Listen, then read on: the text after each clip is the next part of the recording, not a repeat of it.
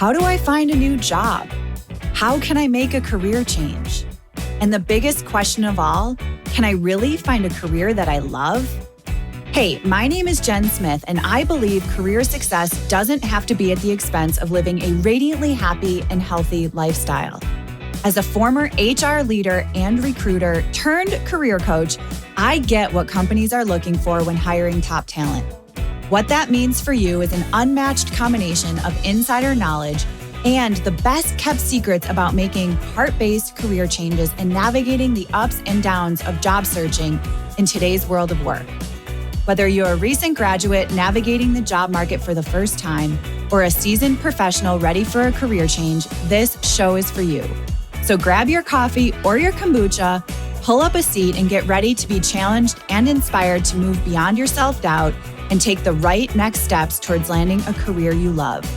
Because you deserve a long, radiantly happy and healthy career.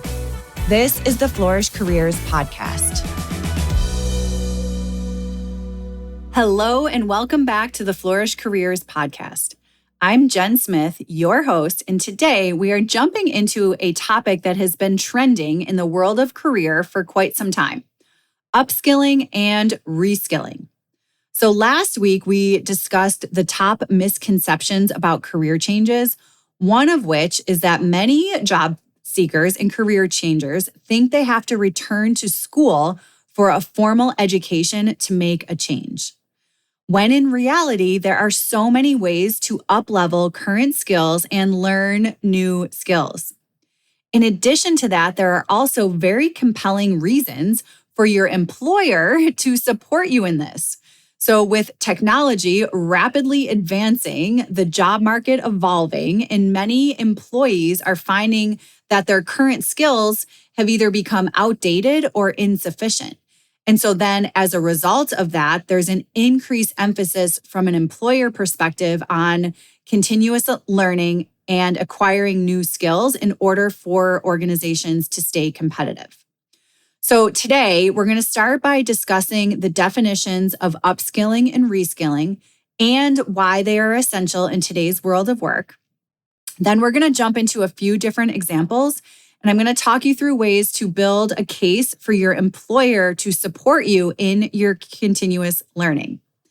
And then finally, we'll wrap up with some examples and help you put this into your heart-based career development plan. So let's get to it. First, I want to talk about the definitions of upskilling and reskilling. So upskilling refers to improving and enhancing an existing skill, while reskilling involves learning entirely new skills, either in your current role or if you want to pivot into a new career. So let me give you an example of what this looks like in real life from an R&D perspective. So let's use a research and development team as an example. So suppose a company's R&D team is responsible for using machine learning to develop new products. And maybe they have one team member who's been working on machine learning but isn't yet an expert. So to upskill, that company might offer training courses for this team member to attend and learn more about machine learning in order to become an expert. So maybe there's online learning from, edX or Coursera or even LinkedIn Learning. Through this upskilling program, this team member can improve their understanding of machine learning and its application. They can learn how to use the relevant tools and software. And then as a result, they bring their new ideas and perspectives back to the team in order to contribute to new innovative products using machine learning. So you can see this benefits the employee by expanding their skill set and becoming an expert in a very trending, up-and-coming skill. And then it also helps the company by improving the quality and effectiveness of the entire R&D function. So let's take that same R&D team and talk about reskilling. So suppose this team has been developing products and using traditional methods of research and development, but they want to start using more advanced technology, such as 3D printing. But the team members don't lack the skills or the knowledge to use 3D printing.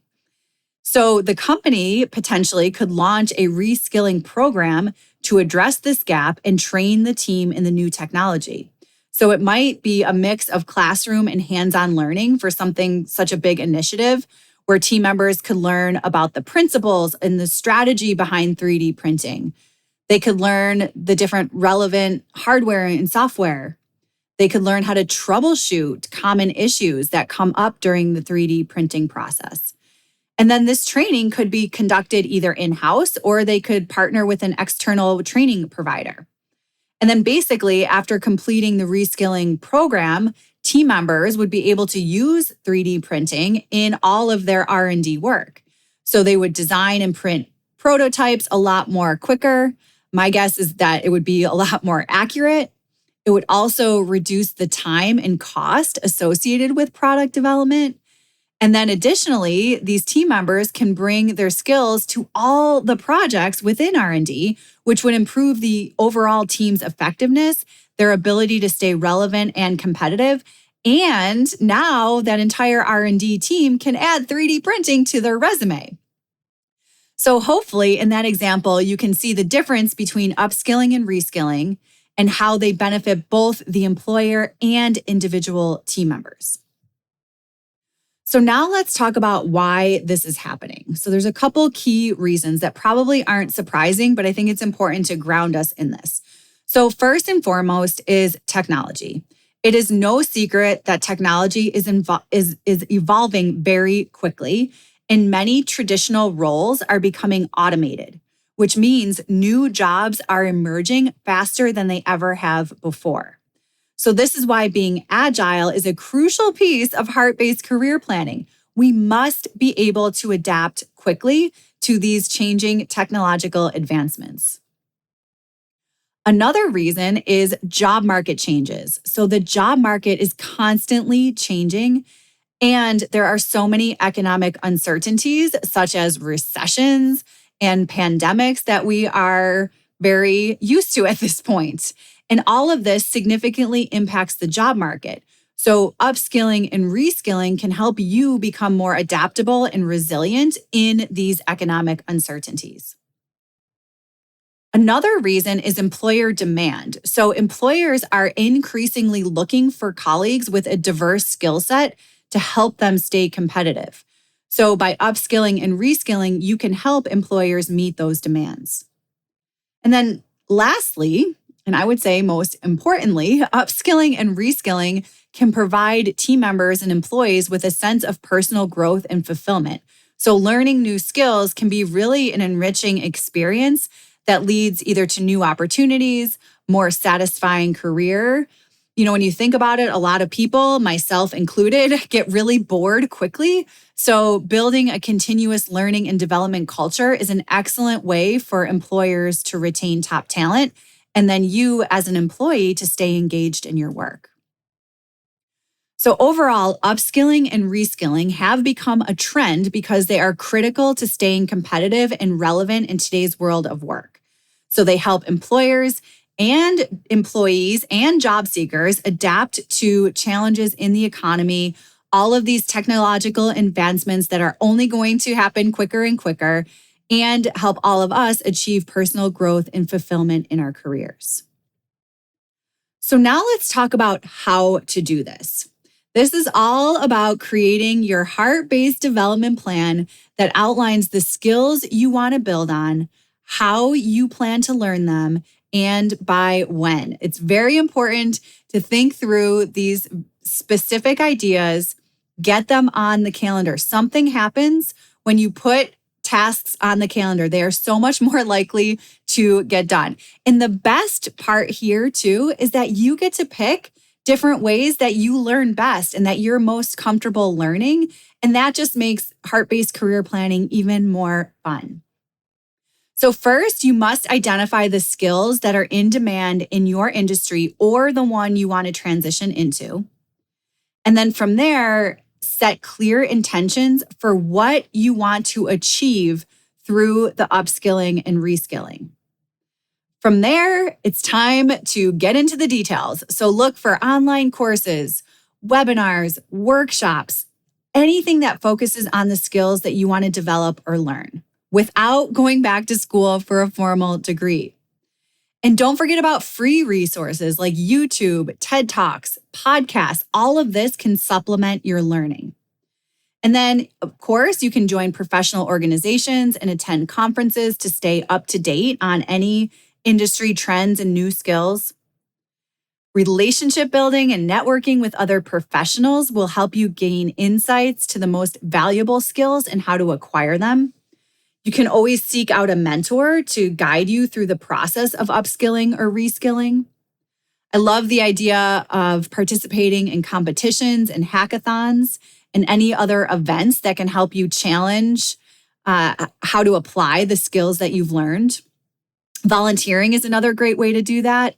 Or maybe you want to find a peer group or a study group to help you keep motivated and accountable for learning your new skills. And you can also practice new skills through just like a personal passion project or pro bono project or offering your services to your favorite nonprofit organization. I love the idea of job shadowing and seeking feedback from a colleague on where you can improve. And then, of course, probably the easiest one is to sign up for newsletters in order to stay up to date on new skills and continuing to grow your knowledge in a particular role or industry. So all of these are ideas that I just did a quick outline brain dump on that you can use to upskill and reskill without going back to school. And I'm sure there's a million more ideas that you can think about. So far, we've talked about what upskilling and reskilling are, why they're a trend, how to do it. Now let's put it into perspective. This is a very real life example that I'm going to share with you. I've talked to multiple marketing professionals who specialize more in like traditional advertising. They've been working in the industry for years, and now obviously the industry has shifted a lot towards digital marketing, and there's always new skills to learn and stay competitive. So I'm going to use this as an example. So if you are somebody or you know somebody who is in marketing or maybe traditional advertising and knows the industry has been shifting towards digital marketing, here are some things you might do. First, identify the in-demand digital marketing skills you want to learn. There's a million of them, but don't pick a million. You want to pick like 3 to 5. So maybe search engine optimization or social media marketing, or maybe, Google Analytics is a big one. And then from there, set intentions for what you want to achieve through upskilling or reskilling. So for example, maybe you want to increase your company's social media following by 10,000 people.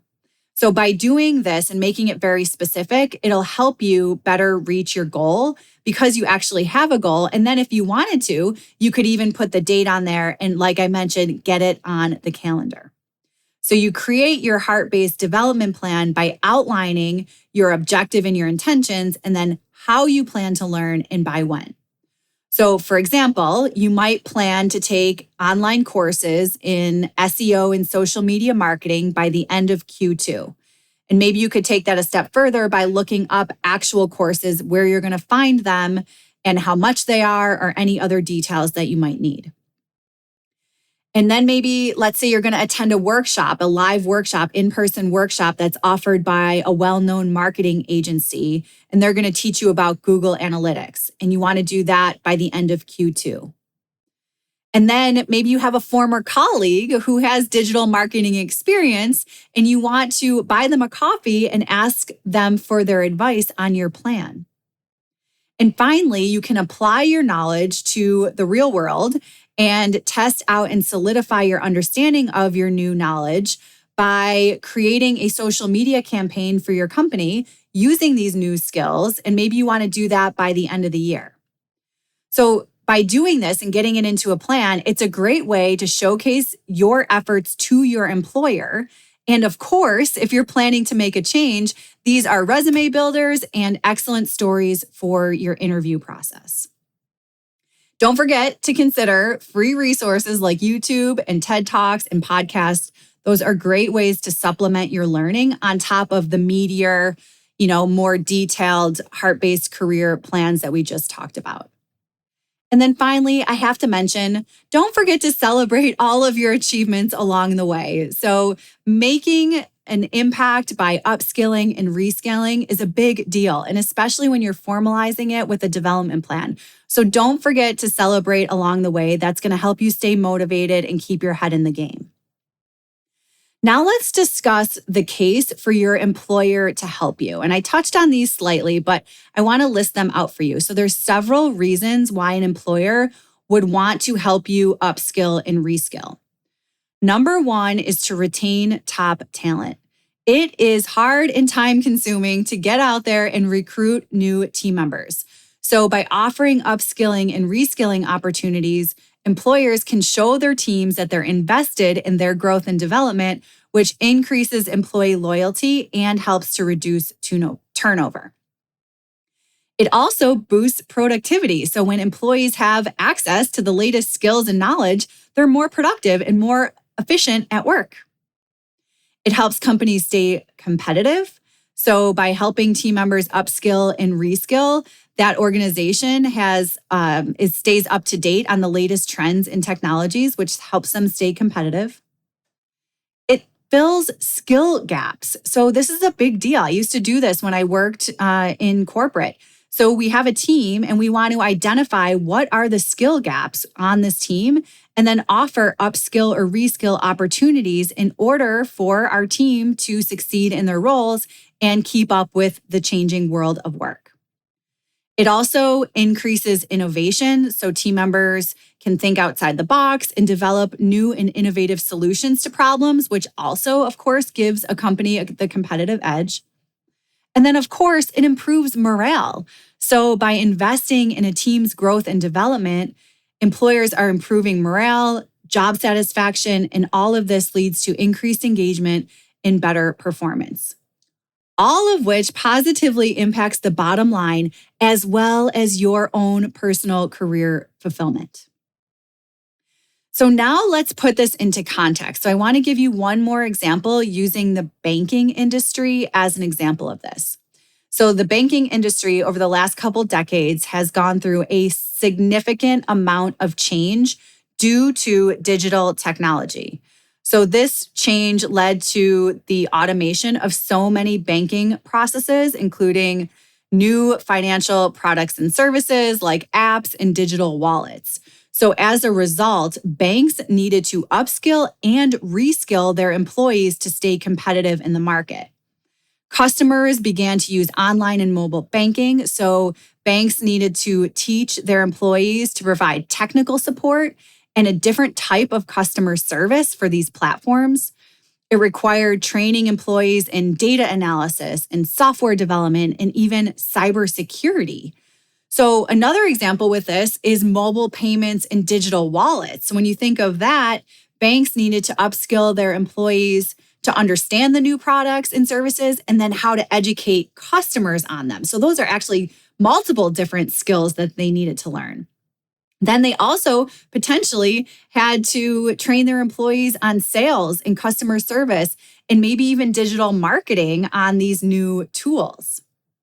Take that a step further, it also impacted leadership and management within the banking industry.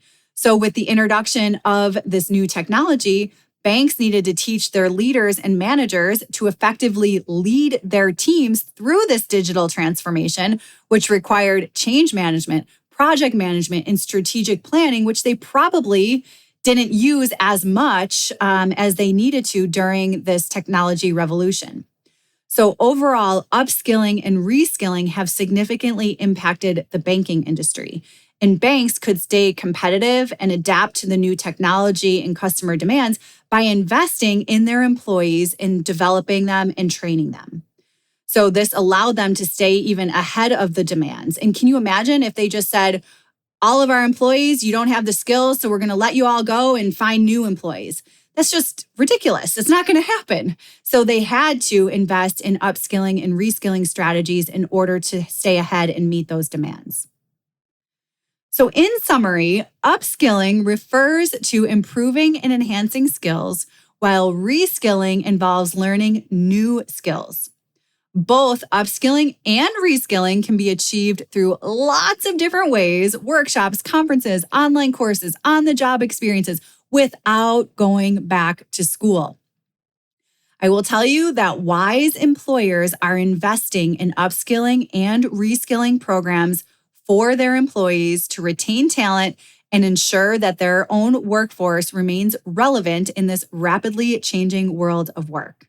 And overall, these trends towards upskilling and reskilling reflect the reality of a changing market where continuous learning is becoming increasingly important for career success. So, my friends, get out there, build up your heart-based career development plans with all of these new exciting opportunities. And if you don't have a copy of my heart-based career development plan workbook, be sure to grab a copy. I will add it to the show notes. So I hope you found this helpful. As always, detailed notes from this episode can be found on the Flourish Careers blog. And if you enjoyed this episode, I would be so grateful for your support of the show by recommending it to a friend. Thank you so much for tuning in, and I'll talk to you next week.